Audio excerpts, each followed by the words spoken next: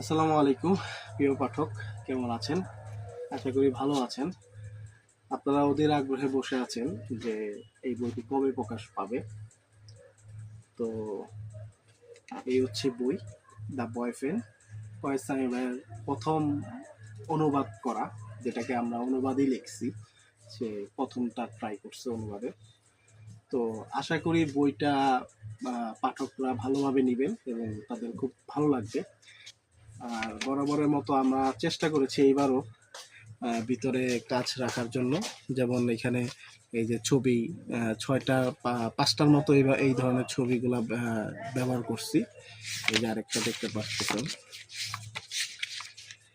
এবং সাইড দিয়ে একটা থিম রাখার চেষ্টা করছি।